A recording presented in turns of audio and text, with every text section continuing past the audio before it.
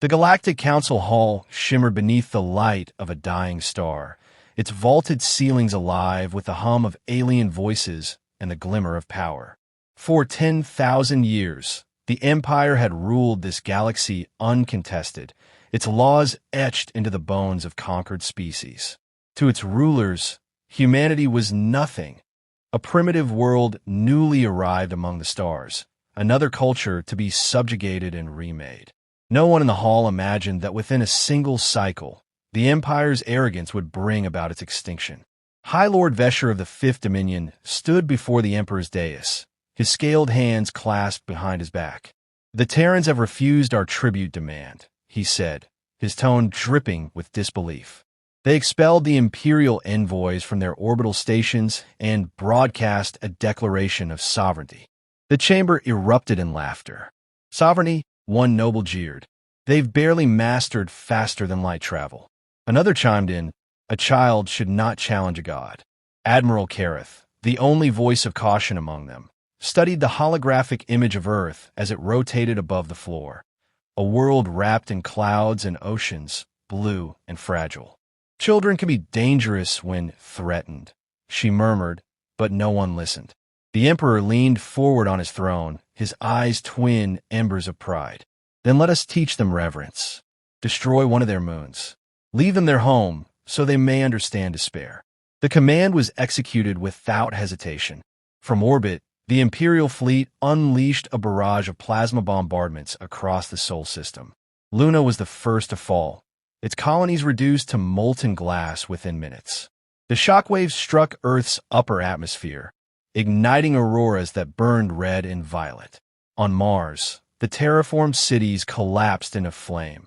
On Titan, entire populations were vaporized before they could flee. When it was over, 12 billion lives had been extinguished, their screams traveling through the void as faint radio echoes. Across the Empire, the event was celebrated as a triumph. Broadcasts of the bombardment spread across the core worlds, narrated as proof of Imperial supremacy. But on Earth, silence answered. There were no pleas for mercy, no threats of vengeance, only the quiet withdrawal of every human communication node. The Empire misread that silence as submission. It was preparation. Deep beneath the surface of a wounded planet, Commander Elias Rains stood in the subterranean war room of the Terran Directorate.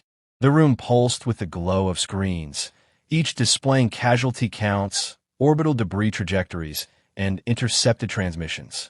Around him, officers spoke in hushed tones, their words clipped by exhaustion. The air reeked of ozone and oil. Machines hummed like the heartbeat of something awakening. Dr. Amira Sol entered, carrying a data core. Her face was pale, eyes red from sleeplessness. "They hit every colony," she said softly. "Mars, Luna, Titan gone. They didn't leave anyone." Rains turned toward her, his uniform unbuttoned, his expression unreadable. "An Earth. Half the orbital grid's down," she replied. "But the surface is holding. We can rebuild." He studied her for a moment, then looked back at the projection of the Sol system. The Empire's ships formed a crimson halo around Earth, a reminder of the slaughter that had begun the war. "They think we'll kneel," he said quietly. "They've mistaken silence for weakness." Dr. Sol placed the data core on the table. "Then we'll teach them the cost of underestimation." At her signal, the hologram shifted. The Directorate's fleet networks activated, AI-controlled warships, autonomous factories, and quantum-linked relay systems, all dormant since the early colonization wars. They came online in perfect unison, like a single organism drawing breath. "Project Black Horizon," Sol said. "If we initiate, there's no turning back. It's extinction-level retaliation." Rains's voice was calm. "We don't start wars, Doctor. We end them." Across the planet, humanity mobilized. Civilian industries converted overnight into weapons foundries. Orbital rings reconfigured into defense platforms. Every surviving shipyard produced vessels faster than any empire could imagine. Soldiers marched through the ashes of cities and swore oaths before the flags of nations that no longer mattered. Humanity was no longer divided by borders or language, only by a single, burning purpose. The first Imperial patrol to return to the edge of Sol's system found only silence. No transmissions, no beacons. Then, without warning, space itself tore open. From the void emerged black ships, angular, lightless, and silent as death. The patrol's sensors detected gravitational distortions moments before every system failed. Their last recorded message was a single phrase transmitted in human tongue. They wanted war. We bring extinction. The Empire dismissed it as a hoax. But when the patrol failed to return, they sent reinforcements. The reinforcements vanished. Then an entire sector's communication array collapsed under digital interference, so sophisticated it behaved like thought. Within days, human vessels were sighted across a dozen systems. Fast, unpredictable, guided by something beyond calculation. Back in the Directorate's command chamber, Rains watched the first confirmed footage of an Imperial dreadnought breaking apart in orbit of Vear Prime. The explosion was slow, deliberate, surgical. The fragments scattered into the planet's upper atmosphere, burning bright against the dark. "That's one," said Admiral Noah Trent over the comms, his voice steady. "Thousands more to go." Rains said nothing. He simply lowered his gaze to the table, where a single line of text blinked across the screen. Operation Extinction Protocol, activated. Dr. Sol watched him, her voice barely a whisper. "Once we begin, Elias, there's no undoing it." He looked at her, his expression carved from steel. There's nothing left to undo. As the human fleet prepared its next jump, Earth's night sky shimmered with the flicker of engines piercing the clouds. The surviving citizens gathered to watch, their faces lit by the glow of departure. They did not cheer. They did not cry. They simply stared upward, knowing what followed would change the shape of the galaxy forever. In orbit, Rain stood on the bridge of the flagship USS Extinction, hands clasped behind his back. The Earth reflected in the viewport below, blue and fragile against the black. "Set course," he ordered. "For the core." The stars ahead twisted into streaks of light as the fleet entered jump space. Humanity's silence had ended. Vengeance had begun. Vear Prime had been the Empire's jewel, a world of obsidian towers and floating citadels, its cities suspended on magnetic fields above silver oceans. Now it was silent. The first human bombardment arrived without warning or declaration. Thousands of tungsten rods fell from orbit, each guided by precision so absolute that they pierced planetary shields like tissue.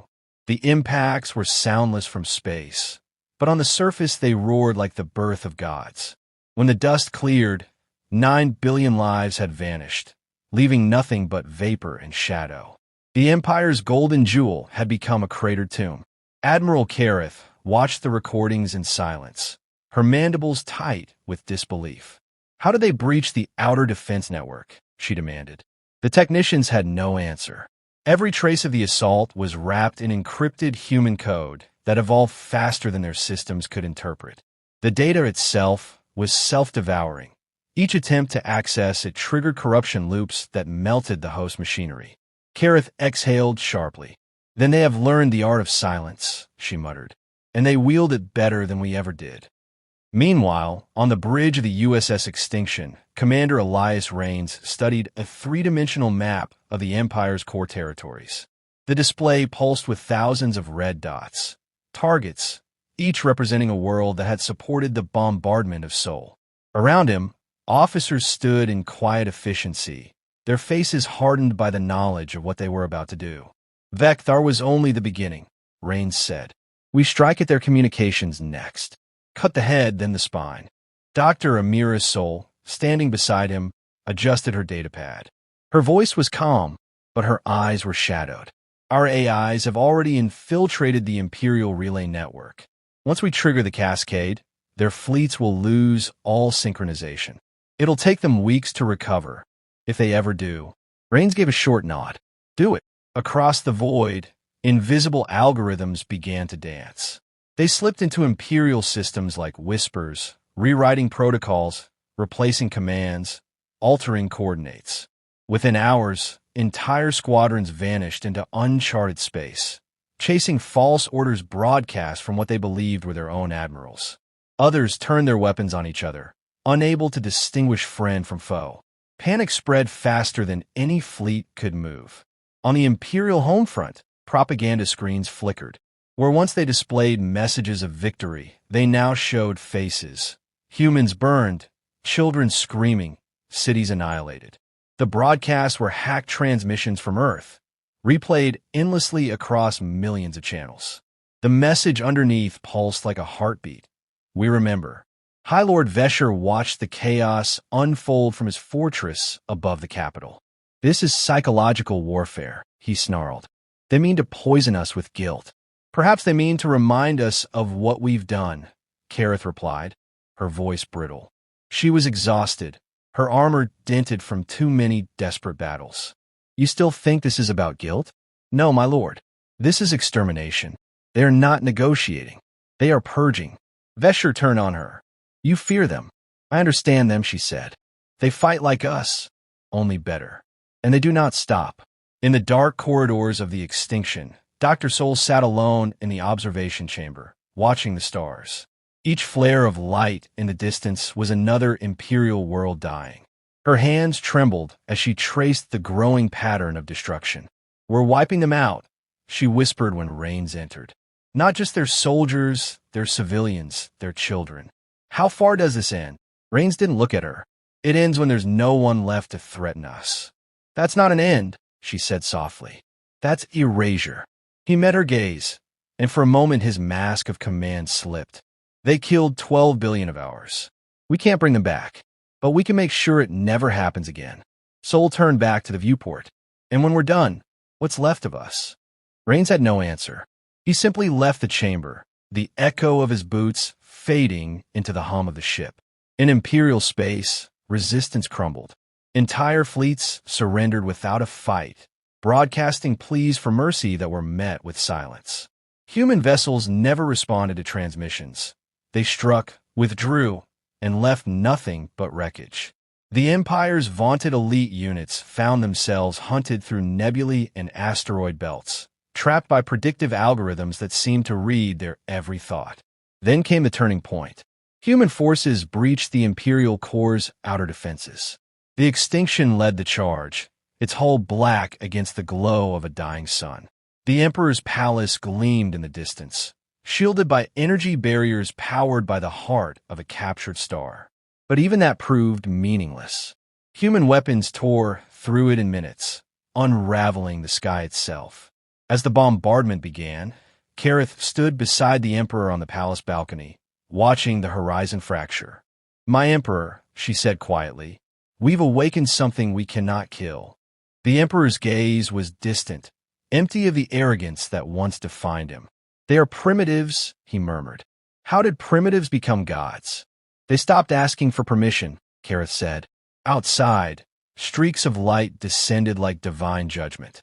The bombardment struck in waves, tearing the capital apart. In the final moments, Kareth looked upward and saw a single human ship hovering above the chaos, its hull adorned with that alien flag. The red stripes gleamed like rivers of blood against the void. A transmission cut through the collapsing channels, clear and human. For every child you burned, a world dies tonight. The Emperor closed his eyes as the palace disintegrated in white fire. On board the extinction, Rains watched the readings flatten. No more signals, no more life. His officers cheered quietly, but he remained still. Dr. Sol entered the bridge, face pale with the glow of destruction. It's done, she said. Rains didn't respond. He stared at the void where an empire had once stood, the silence pressing against him like a weight. They'll call this victory, she said. He turned to her slowly. No, this is a warning. Outside, the ruins of the Imperial core burned like a funeral pyre. Across the galaxy, surviving species went dark, shutting down transmitters, hiding in fear of the humans who had descended from the stars. Rains watched the darkness spread and whispered to himself. They wanted war. We brought extinction. He turned from the viewport, the reflection of the flames still burning in his eyes.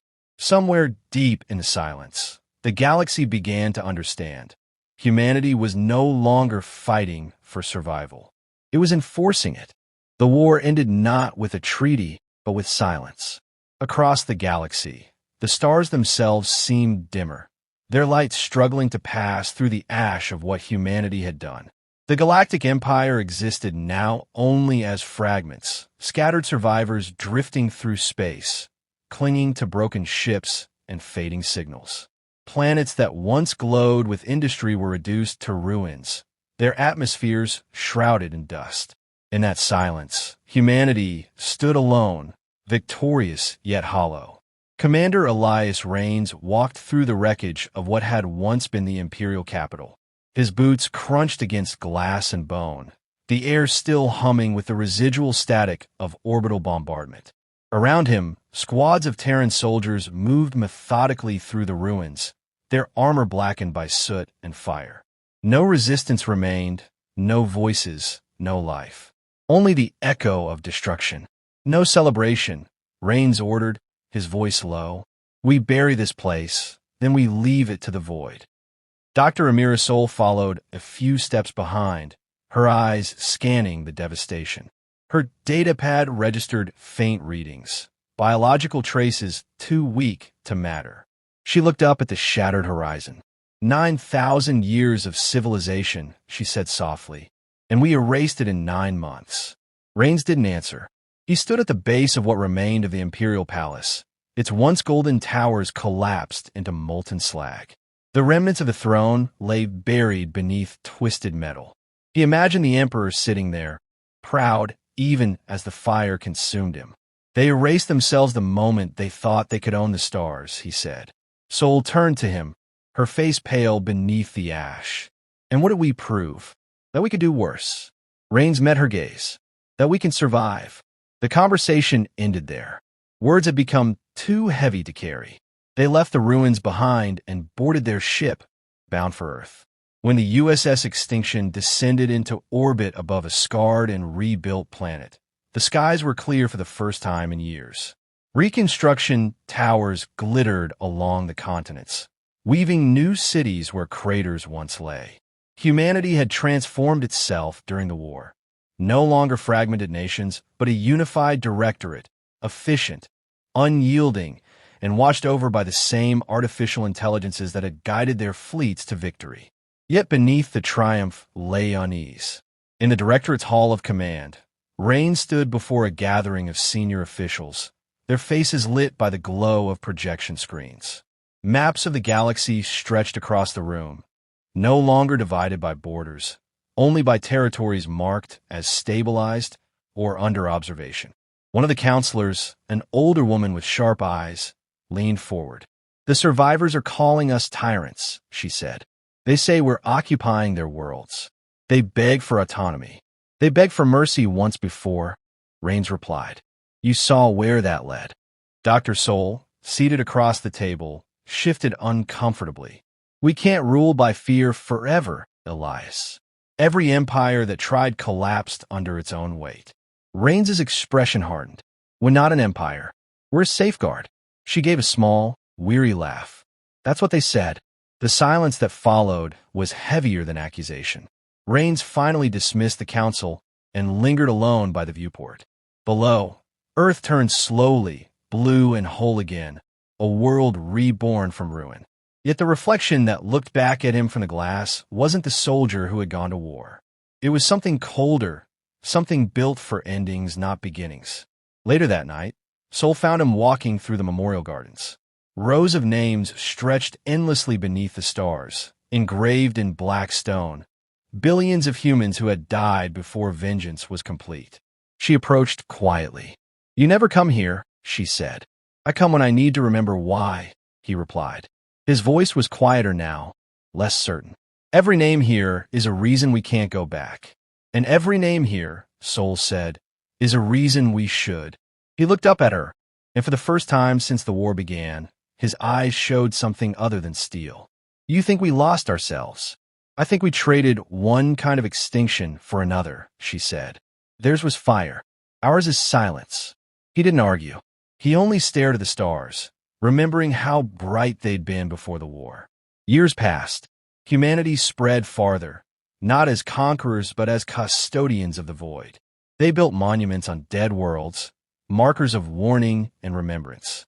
The Directorate outlawed planetary bombardments, dismantled half its fleets, and rewrote its charter to prevent another war of annihilation.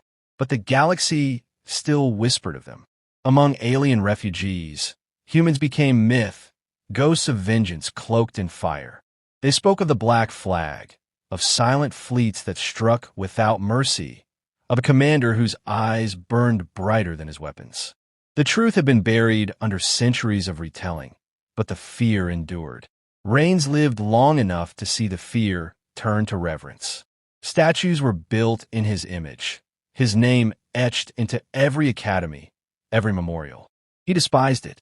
In his final years, he retired to a small outpost orbiting a quiet star, where he could no longer hear the word hero. Dr. Sol visited him there once, older but unbroken. They sat together, watching the slow turn of a distant planet. "You won," she said. "No," he replied. "We ended something. Winning implies something's left to lose." She studied him in the dim light. "Do you ever regret it?" He thought for a long moment before answering. "Every day, but I'd still do it again." She nodded. "Then maybe it's time someone else decides what comes next." When she left, Reigns remained at the viewport. The stars outside shimmered faintly, each one a reminder of the cost of survival. He closed his eyes and whispered, not as a commander, but as a man who had finally learned the meaning of peace.